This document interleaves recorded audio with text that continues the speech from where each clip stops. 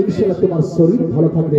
আর আকাই তো যাহা সরকারে কায়নাত বলেছেন যে তোমরা কি করো, তোমরা নিজের সেহতের জন্য খোদার কাছে দোয়া চাও। জোরে বলো সুবহানাল্লাহ। খোদার কাছে দোয়া চাও, ইনশাআল্লাহ আপনি খোদার কাছে দোয়া চাইবেন। হানিফ 5 বস্তা সিমেন্ট আল্লাহ কবুল করো। নারে তাকবীর। কোনটা হানিফ কার নাম? 500 কোটা 500 টাকা দিয়েছে অনলাইনে। 500 টাকা দিয়েছে। আসসালামু আলাইকুম বাবু।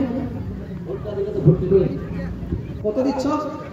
ওয়ালাইকুম আসসালাম। আরো 500 500 না দিয়ে 1000 করে দাও, ইনশাআল্লাহ এলান করে দিচ্ছি। 1000 করে দিও, করে দিও। হ্যাঁ বলো, আমি এলান করে দিচ্ছি।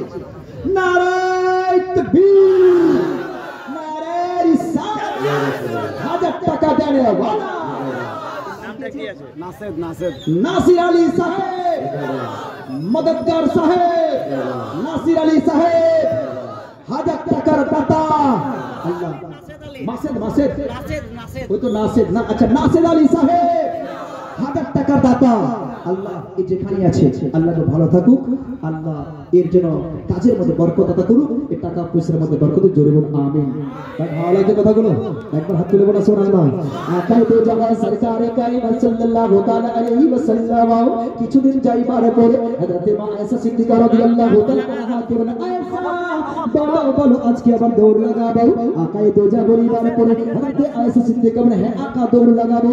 এখন কিন্তু আয়েশার আগের মতো পাতল নাই, বড় মোটি হয়ে গেছে, একটু মোটা হয়ে গেছে শরীরটা, একটু শরীরটাতে একটু মাংস চলে এসেছে। হযরত মা আয়েশা সিদ্দিকা রাদিয়াল্লাহু তাআলা আনহা বলে, ঠিক আছে আকা চলুন।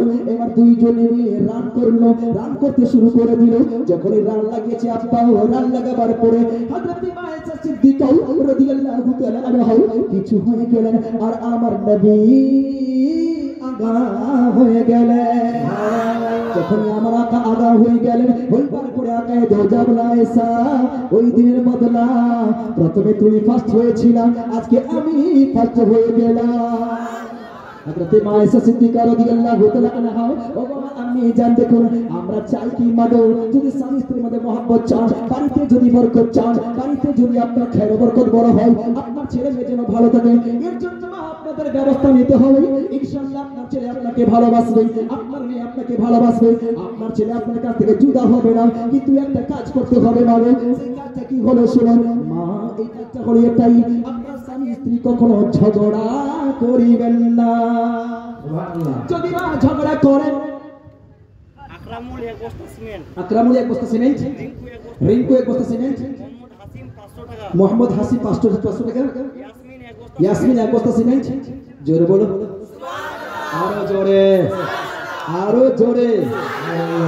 রহমান মেহেরবান, তুমি মেহেরবান, মেহেরবান তুমি মেহেরবান, মেহেরবান তুমি মেহেরবান, মেহেরবান তুমি মেহেরবান।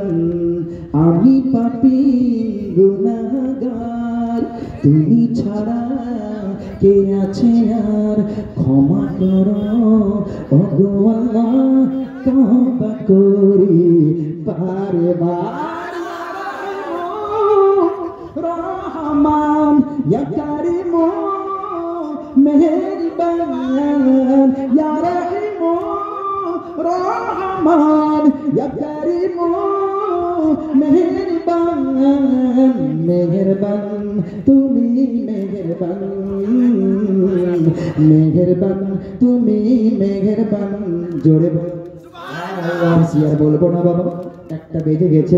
এবার আপনাদের সামনে কয়েকটা কথা বলে বলি। যে আমাকে বললেন, ও আমার আব্বা জান হুজুর বলুন দাঁত এরকম ভাবে চকচকে থাকে। আমি তখন বললাম, দেখো দাঁত যদি চকচকে রাখতে চাও একটা আমল করতে হবে। বলেন কি আমল বলুন? আমি বললাম আমলটা হলো এটাই, তুমি যদি 5 ওয়াক্তের নামাজ পড়ে থাকো গো আব্বা, যে সকল বাবারা, যে সকল মা বোনেরা 5 ওয়াক্তের নামাজ পড়েন মা, একটা আমল আপনাদের জন্য বলে দিচ্ছি মা গো, এই আমলটা আপনারা ছাড়বেন না, ইনশাআল্লাহ আপনার মৃত্যু হয়ে যাবে কিন্তু দাঁত খারাপ হবে না।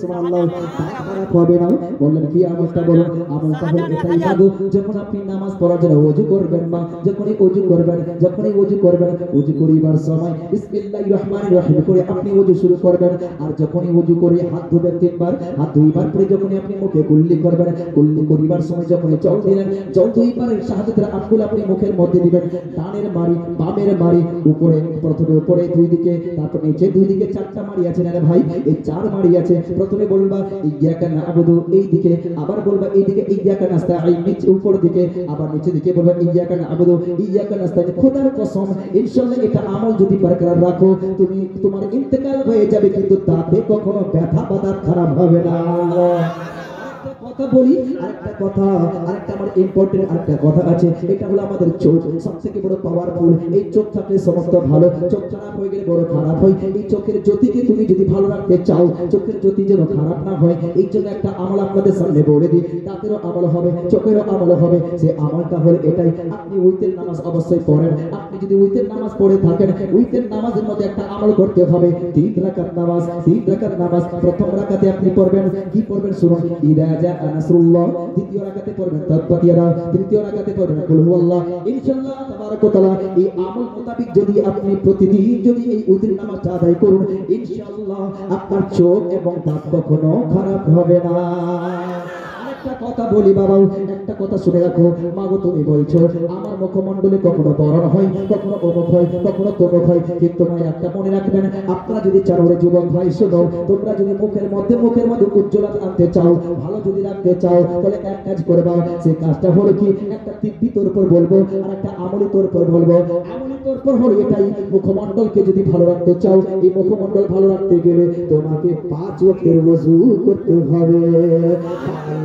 যদি করো তোমার মুখে কখনো খারাপই আসবে না বরণ আসবে না কিছু আসবে না তোমার মুখমণ্ডল ভালো থাকবে তিব্বি তোর উপর একটা আমল হলো যে সময় ভাত রান্না করেন মাগো ভাত রান্নার সময় যেটা চাল ধুইবার পর যে জলটা থাকে মাগো আপনি রাত্রিবেলা এক কাজ করবেন একটু কিছু চাল আপনি রাত্রিবেলা ভিজিয়ে দিবেন ভিজিয়ে দেওয়ার পরে সারা রাত ধরে চাল ভিজবে আর ভিজিবার পরে যেটা জলটা হবে ওই জলটা মুখে মাখুন ইনশাআল্লাহ মুখে কখনো বরণ হবে না আর মুখ বড় উজ্জ্বল হয়ে যাবে জোরে বলো সুবহানাল্লাহ আরেকবার সুবহানাল্লাহ আরেকটা আমল বলছি ভাই শোন যখন তুই খাবার খেতে যাবি খাবার খাওয়া হয়ে গেল খাবার খাইবার পরে অনেকে দেখা যায় আমরা রুমালের ব্যবস্থা করি কিংবা গামছার ব্যবস্থা করি গামছা আসবে তারপরে খাবো আর খাওয়ার পরে আমরা কি মুখটা হাত মুখ সব মুছে দিবে কিন্তু ভাই একটা কাজ করে দাও ওটা না পুছে তুমি এক কাজ করবে খাওয়া দাওয়া কমপ্লিট হাত ধোয়া হয়ে গেল ওই হাত মুখের মধ্যে লাগিয়ে দাও মাথায় লাগিয়ে দাও ইনশাআল্লাহ চুলও উঠবে না মুখও খারাপ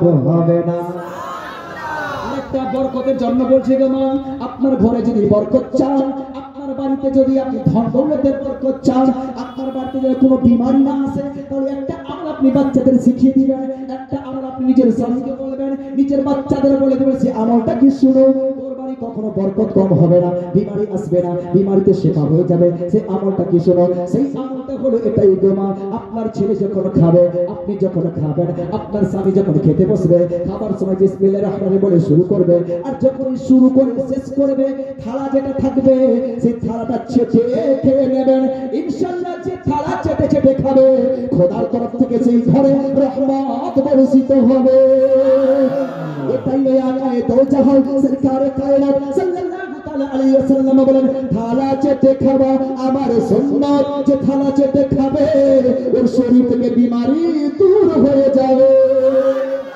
আরেকটা লাস্ট আমল বলে দিচ্ছি যারা ওযু করেন গোমা ওযু করিবার সময় আপনি এক কাজকে যে জলটুকু বেঁচে যায় ওই জলটুকু দাঁড়িয়ে যাবেন দাঁড়িয়ে যাওয়ার পরে জল এরকম দাঁড়িয়ে খাওয়া না যায় দাঁড়িয়ে খেতে হয় না যদি আপনি দাঁড়িয়ে জল খান তাহলে ওটা বমি করে ফেলবেন যে জল আপনি দাঁড়িয়ে খাবেন আপনার হাঁটুতে প্রবলেম হবে আপনার কোমরে ব্যথা হবে আপনার পায়ের গোড়ালিতে ব্যথা হবে এই জন্য দাঁড়িয়ে দাঁড়িয়ে যখন জল কখনো খাবেন না আকায় দোজাহা দাঁড়িয়ে দাঁড়িয়ে জল খেতে বারণ করেছেন আর জল যদি খেয়েও ফেলেন তাহলে ওই জলটা আপনি নিজের আঙ্গুল ঢুকাইয়া বমি করে দিবেন কারণ ওই জল যেন আপনার পেটে না থাকে দাঁড়িয়ে দাঁড়িয়ে জল খাওয়া হলো শয়তানের কাজ, বাম হাতে চাই পান করা হলো শয়তানের কাজ, বাম হাতে জল খাওয়া হলো শয়তানের কাজ, দাঁড়িয়ে দাঁড়িয়ে চা খাওয়া, দাঁড়িয়ে দাঁড়িয়ে সিগারেট খাওয়া, দাঁড়িয়ে দাঁড়িয়ে আরো কিছু খাওয়া, এইগুলো শয়তানের কাজ বাবা। সিগারেট খাওয়া এরকম তো ঠিক নয়, কিন্তু যদিও যারা খায় সিগারেট, যদিও যারা খায় চা, যদিও যারা খায় বিড়ি, আরো কিছু খাবে, দাঁড়িয়ে দাঁড়িয়ে সব খেয়ে ফেলে। কিন্তু আকাই তো যাহা সরকারে কায়নাত দাঁড়িয়ে দাঁড়িয়ে খেতে বারণ করেছেন। এবার শুনুন তাহলে কি করবেন বাবা। আপনি যদি দাঁড়িয়ে দাঁড়িয়ে যদি কোনো জিনিস পান করেন, সেটা আপনি বমি করে ফেলে দেন, বসে খান। আর আপনি যদি দাঁড়িয়ে খাকে বসে যদি খাবেন, ইনশাআল্লাহ তাবারক ওয়া তাআলা যে জল আপনি নেবেন, সেই জল 3 শ্বাসে আপনি খান। বিসমিল্লাহির রহমানির রহিম বলে প্রথমে এক ঘট নেন, আবার দ্বিতীয় ঘট নেন, আবার যতটুকু জল বেঁচে থাকবে আপনি এক শ্বাসে আপনি ঘট ঘট করে না পিয়ে চুষে চুষে সে জলটা খান। ইনশাআল্লাহ কারো পেটে যদি গ্যাস থাকে গ্যাস দূর হয়ে যাবে, কারো পেটে যদি পাথর থাকে পাথর দূর হয়ে যাবে, কারো গলবারে পাথর থাকে পাথর দূর হয়ে যাবে। ইনশাআল্লাহ পেটের বিমারি যত আছে সব দূর হয়ে যাবে। অনেক হয়েছে না সময়। শাহজাহান আলী 1000 টাকা দিয়েছে। নারায়ে তাকবীর, নারায়ে রিসালাত। শাহজাহান আলী সাহেব 1000 টাকার দাতা, 1000 টাকার দাতা। এবার কি বললাম, ওযু করিবার পর যে জলটা থাকবে সেই জলটা যদি আপনি কি করে খাবেন। এবার আসুন আপনাকে একটা আমল বলে দিই। জলটা খাবার সময় আপনি সূরা ইন্না আনজালনা পড়বেন, কি সূরাতুল কদর পড়বেন। এই ইন্না আনজালনাহু ফি লাইলাতুল কদর যেটা সূরাটা রয়েছে, এই সূরাটা পাঠ করবেন আর শাহাদাতের কলমা পড়বেন, তেসরা কালিমা পড়বেন, বলবেন আশহাদু আল্লা ইলাহা ইল্লাল্লাহু ওয়া আশহাদু আন্না মুহাম্মাদান আবদুহু ওয়া রাসূলুহু। তারপরে পড়বেন তেসরা কালিমা সুবহানাল্লাহি ওয়া আলহামদুলিল্লাহি ওয়া লা ইলাহা ইল্লাল্লাহু আল্লাহু আকবার। এটা পরিবার পড়ে আপনি বিসমিল্লাহির রহমানির রহিম পড়ে জলটা দাঁড়িয়ে দাঁড়িয়ে পান করুন। ইনশাআল্লাহ সেই জল আপনার পেটে শিফা দিয়ে দিবে। আরো জোরে সুবহানাল্লাহ, আরো জোরে সুবহানাল্লাহ। আপনারা আম্মি জান, ওগো মা আব্বু জান, একটু মনে করিবেন, আপনারা মনে রাখিবেন।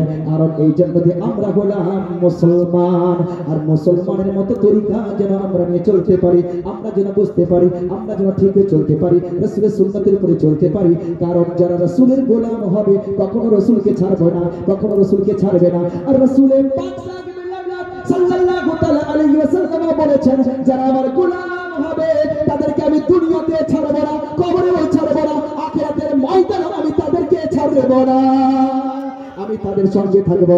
এই জন্য তো শুনুন বাবা, আমার নবীর পূর্বে যতগুলো নবী এসেছেন তারা যখন মারা যেত, মারা যাইবার পর যখনই কবরে যেত, কবরে যাইবার পর তাদের জন্য ছিল প্রশ্ন দুইটা, মান রব্বুকা মা দীনুকা, মান রব্বুকা মা দীনুকা, মান রব্বুকা মা দীনুকা, তোমার রবকে, তোমার ধর্ম কি। এই দুটাই ছিল, দুটাই উত্তর দিলেই হয়ে যেত যে আমার রব হলো আল্লাহ, আপনি জান্নাতে চলে যাবেন, আমার দিন আমার দিন হলো ইসলাম। এই দুটো বললে জান্নাতে যাওয়ার ঘোষণা। কিন্তু আব্বা যারা আমাদের জন্য কিন্তু 3টা প্রশ্ন। এই 3টা প্রশ্ন হওয়ার কারণটা কি জানেন? কেন আমাকে আল্লাহ তাবারক ওয়া তাআলা আমাদের জন্য 3টি প্রশ্ন দিয়েছেন? কেন? কারণটা হলো ভাই আকাই তু জাহা সরকারি কায়নাত সাল্লাল্লাহু তাআলা আলাইহি ওয়াসাল্লাম আপনাকে কখনো একাই ছাড়বেন না। কবরে যেহেতু কেউ যাবে না, কবরে আপনি একাই যাবেন। এই জন্য আল্লাহ ইয়া রাব্বুল আলামিন আমার উম্মতি যখন কবরে যাবে, কবর হলো সবথেকে বড় পরীক্ষার ঘর, কবর হলো অন্ধকারের ঘর। এই জন্য আল্লাহ তুমি আমাকে পাওয়ার দাও, আমি যেন সবারই কবরে পৌঁছাতে পারি, আর নিজের উম্মতের প্রশ্ন উত্তর যা কিছু হবে আমি সব যেন নিজ কানে এবং নিজ চোখে দেখতে পাই।